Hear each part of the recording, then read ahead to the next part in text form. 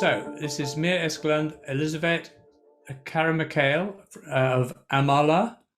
This is a transformational learning program in agency to enable refugee youth in Athens to make positive change in their communities. So straight over to you, Mia, to introduce the project. Thank you so much. Hello, everyone. My name is Mia, and I'm the co-founder of Amala. And we received a grant from the Emergence Foundation 2 years ago to run these transformational educational programs in Greece with refugees and unaccompanied minors. And so I'm really excited to be here today to introduce you to the project together with my colleague Elisabeth, who's in Greece. Before we get into the detail of the project, there's a few words I'd like to say about why we believe that refugee education is important. The refugee population globally has grown rapidly in the last decade, and there are now nearly 80 million people who are displaced around the world. With this growing refugee population, there's a real education crisis too. For young people who are refugees, education opportunities are severely limited, and less than 1 in 3 refugees globally complete any form of secondary education. But for many refugees, the kind of education that they get also isn't serving them very well in terms of developing their agency, self-development, and building sustainable futures. And you could also say that it's not serving the world very well in terms of educating responsible young people who can and will make a positive difference in the world. This is why we founded Amala 4 years ago. Our mission is to use and inspire positive change in the lives of refugees and their communities. And we run different kinds of educational programs in refugee settings around the world, and one of those countries is Greece. So why did we choose Greece? Well, many of you will probably remember the photos of refugees and migrants coming to Greece via small boats and dinghies back in 2015, 2016. Those boats are still arriving, maybe not in quite as many big numbers, but there are today more than 100,000 refugees living in Greece. And it's believed that about 50% of those will be staying for the long term. The majority are young people, they're under 30, and they've come to seek safety and build a future in Europe for themselves and their families. Access to education here is also a big challenge, especially for those over 16 who are often excluded from any form of formal education. And for those young people, life in Greece can be really hard. People tend to live in shelters, they work in low-paid and exploitative employment conditions. And because many don't speak Greek fluently either, integrating into local communities is hard, and so there's a lot of isolation. Amala's education programs focuses on developing young people's sense of ethical agency, and we deliver education that is relevant to the lives that young people lead. And we aim to give young people the skills to make a positive difference, both to themselves, but also to their communities. So we thought that our programs could make a big impact here. So with those words, I'd like to hand over to Elisabeth, who's right now in Athens, and she's been implementing this project on the ground. Yeah, perfect, thanks very much. Okay, so hi everyone, I'm Elisabeth.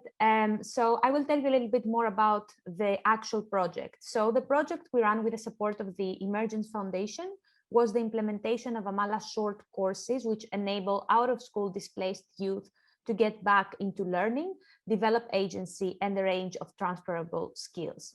So between October 2019 and July 2020, we ran a total of 5 10-week-long courses, and 4 of those were blended learning courses, and 1 was online.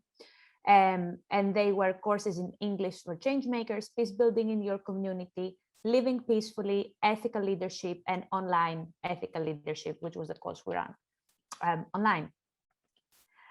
Although the first round of courses was concluded smoothly, the second round was directly impacted by COVID-19. So when the pandemic reached Europe and lockdown started being imposed in Greece, we had to suspend the 2 blended learning courses that we were running in Athens at the time. We made the decision to start converting all the curriculum to online learning. And while waiting for the lockdown to be lifted, and once curriculum conversion had advanced, we decided to start an online ethical leadership course for a new cohort of students. The online course allowed us to reach students in other parts of Greece and even one in Turkey. We also decided not to continue online with the 2 courses which we had initially suspended until we could return to the classroom. That decision was made because the majority of students already on those courses had insufficient access to the internet, and movement restrictions and closed shops meant that we couldn't find ways to support them with data. So we wanted our approach to be as fair and equitable for our students as possible. Once the lockdown was lifted, we were able to resume and complete the 2 blended learning courses. And the timing was such that we were also able to facilitate the move of 2 of our students from the blended to the online ethical leadership course, as they had moved to rural Greece for work reasons at the time that the course was suspended. Despite the challenges and suspension of courses, we had a 100% retention rate. So all learners who were on the courses before the lockdown returned once the lockdown was lifted and completed the course. So 71 students enrolled and 47 students graduated. We had students who were between the ages of 16 and 22, most of whom were out of formal school. Most of them have come to Greece on their own, and some were unaccompanied minors. They lived in all different arrangements, from semi-independent and apartment programs to camps. Some were in very precarious conditions of homelessness too. Our students came from various places, mainly from Afghanistan and Sierra Leone. So when it comes to the impact, I would say that there are 3 main areas: the impact on the students, the impact on the Amala educational model, and the impact on our partnership activity. With regards to the impact on our students, they overall reported a very positive learning experience and a sense of belonging to the Amala community that was inclusive and supportive. The skills that they mentioned as particularly important were around facilitating dialogue, especially between people with different opinions, presenting themselves and their ideas, and mediating conflict. Many said that those were particularly important because they could use them with daily challenges they faced within their communities, for example, with roommates or peers. Although some found discussions around well-being strange at first, there was a very positive response to conversations about self-care and emotional awareness, particularly as part of the Living Peacefully and Ethical Leadership courses. Students talked about how this was an area that they hadn't had the opportunity to reflect much about in the past, but which they found very relevant and important. One student said that his understanding of how his emotions influenced his behavior was very helpful in choosing when to interact with others and when to take some time for himself. In that way, he explained he's better able to avoid conflict and have kinder relationships. Our alumni went on to pursue further education and projects in the 6 months following the completion of Amala courses. We have an alumnus who has started his own clothing brand, Khalil, who followed our peace building course. We have an alumnus studying a bachelor's in computer science at the University of the People, and another studying a bachelor's in international hospitality management at New York College in Thessaloniki in the north of Greece. Before I end the presentation, I also briefly want to mention what we see as the more unintended positive impact of this project, which relates to our educational model and our partnership activities. So when it comes to the impact on our educational model, the Amala educational model became much more flexible. We now offer both online and blended learning programs, and we have also seen how those two can complement each other and provide a pathway for course completion, even if the place of residence of the students changes, which is of high importance because the population we work with is often on the move. We have also developed a number of important partnerships in Greece during that time. A highlight of those is our closer collaboration with the Special Secretariat for the Protection of Unaccompanied Minors of the Greek Ministry of Migration and Asylum. This collaboration has enabled us to reach shelters that host unaccompanied minors all around Greece. We are currently working on providing training and capacity building to colleagues at those shelters so that they can themselves run Amala courses and we can reach more out of school youth. In the long term, we're looking at amplifying our impact by catalyzing systemic change in Greece. We hope to have Amala programs recognized by Greek authorities as a formal alternative to Greek schooling for those who are not able to attend Greek school. So thank you very much, and we're looking forward to your questions. Fantastic. Kind of project that makes you wonder what kind of world it would be if we didn't have charities struggling to fill these gaps. I mean, it's an amazingly huge gap. But you've not only been doing some incredibly practical stuff, which I can imagine is gold dust to those people you've managed to help, but you've got plans for scaling it up as well, which obviously are desperately needed. So incredible. Right, what have we got here? Elizabeth, what are the main issues you found refugees are struggling with? Very many issues, honestly. I think it really depends where along their journey you come across people. We've had people who were struggling with getting food and having a place to sleep. We had such students. We have students who might be further along their journey and they're in slightly better conditions, who might be struggling then with feeling excluded from formal schooling, or finding it really, really hard to get a job or support their family. It can be people struggle a lot with legal issues as well. There's a lot of stress about lawyers and what's going to happen with the case and all of that.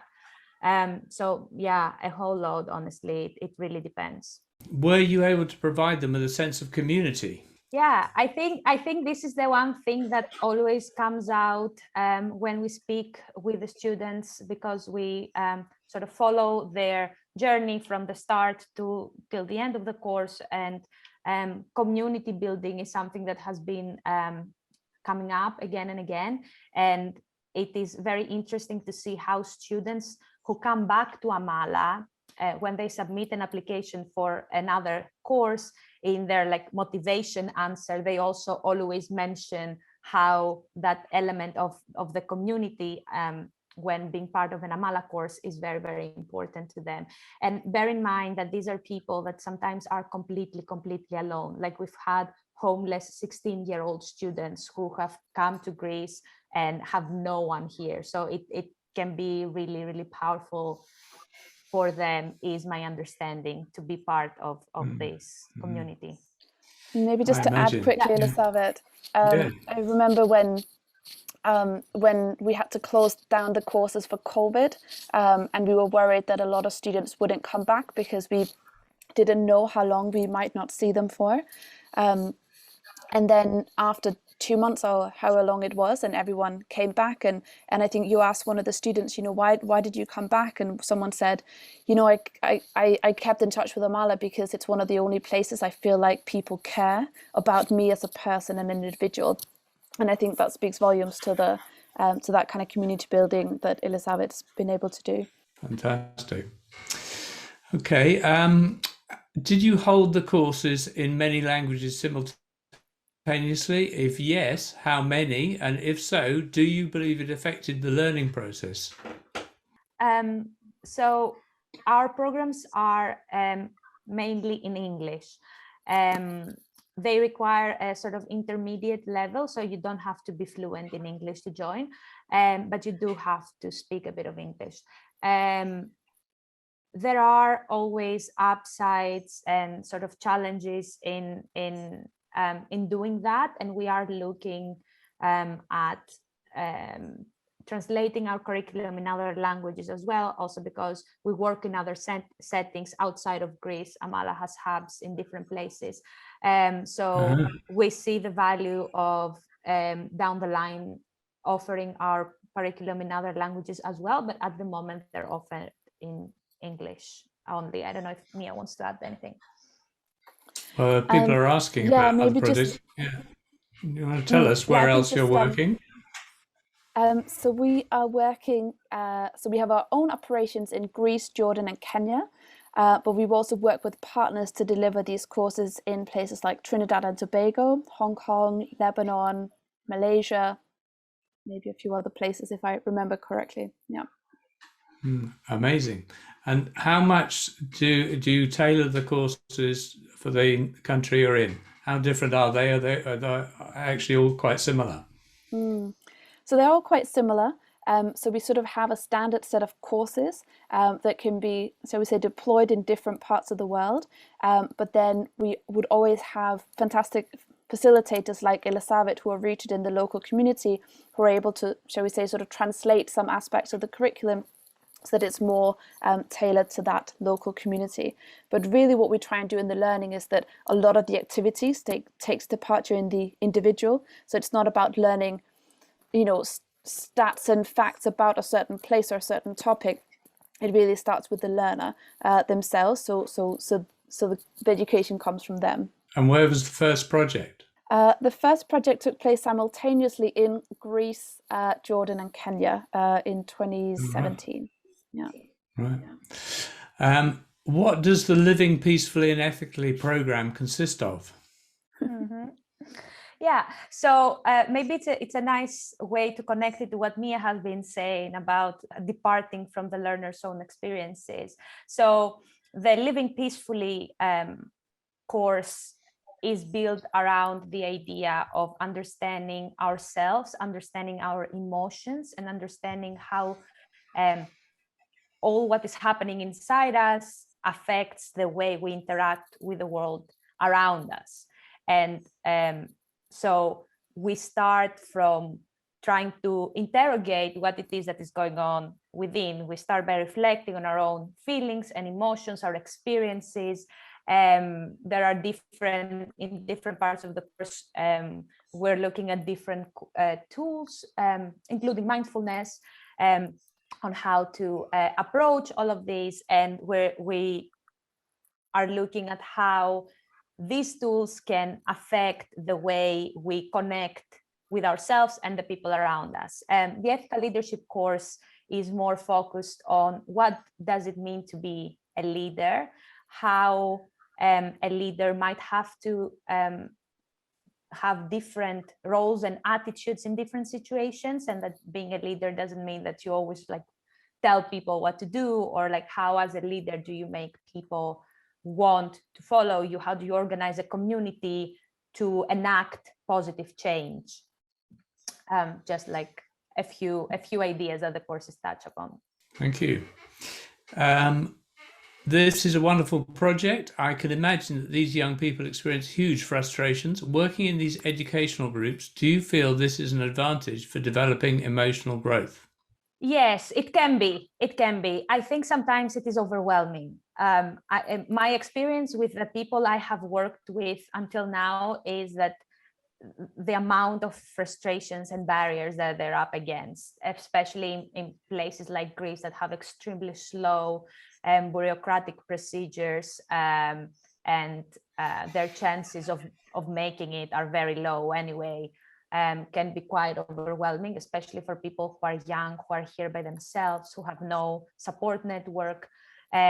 But there's definitely an incredible level of resilience and sort of motivation to change the things that are wrong, that are unjust. So on that front, I would say, yeah, definitely. Could you describe how the wellness aspect of the project works? I think wellness is quite a broad term, and in that sense, there are different ways that we could look at it. There are the more explicit ways that we discuss wellness through things like we do in Living Peacefully, or through examining well-being and self-care as a leader and what that means. But wellness, I think, is also a lot about the community that we build, and it massively is my understanding is that it massively contributes to people's well-being and to people's work around supporting others in their community as well. So I think it is an element that runs through the entire curriculum, but also our interactions as a community at large. Okay, we're going to have to leave it there. A mass of questions we're not dealing with, and lots of lovely comments about the work you're doing. So much appreciated, obviously. A brilliant project. So thank you very much for telling us about it today. Thank you.